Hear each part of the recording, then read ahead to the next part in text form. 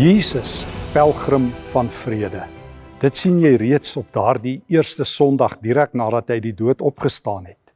Toe Jesus weer kyk, toe vat die twee mense van Emmaus die pad terug na hulle dorp van verlore drome.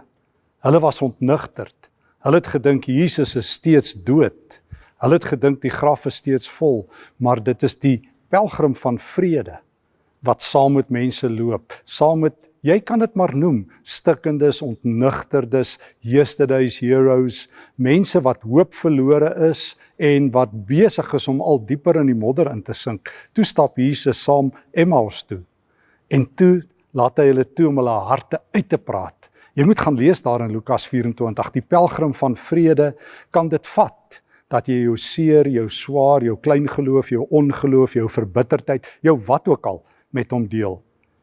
Hy loop saam met jou totdat jy jou hart uitgepraat het. En weet jy wat doen Jesus toe? Toe maak hy die woord oop. Toe begin hy met hulle vanuit die woord praat. Ja, vir Jesus is die woord in sy hart en dit is op die pad. Dis waar jy die pelgrim van vrede raakloop, in die regte lewe, langs die lewenspad, met sy woord in die hand en in die hart, as salf, as genesing, as troos, as padwyser. En dan loop Jesus saam met hulle al die pad tot in Emmaus. En weet jy wat doen hy daar? Daar breek hy brood. Daar eet hy saam met die ontnugterdes. Hy eet hulle oë oop. Hy eet hulle harte sag. Die pelgrim van vrede, se vrede loop oor in 'n ete. Hulle sien Jesus se gekruisigde hande. Hulle sien die spykermerke en hulle glo.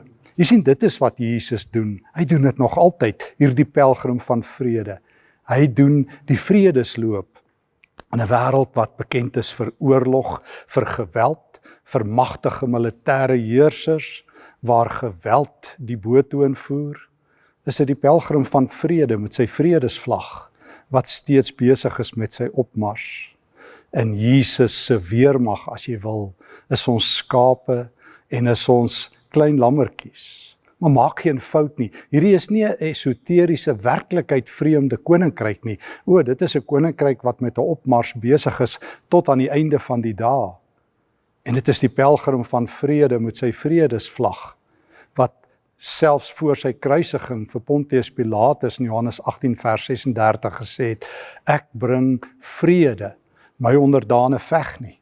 Kom loop saam met hom. Hy loop jou uit jou donkerte, hy loop jou uit jou klein geloof, hy loop jou uit jou twyfel uit, hy loop jou oop oë in God se arms in, hy eet saam met jou, hy vee jou trane af, hy maak die skrifte vir jou oop, hy steek jou hart aan die brand met liefde vir God, soos wat Jesus in Lukas 24 met die mense van Emmaus gemaak het. Kom ons vra Jesus dat hy saam met ons sal loop.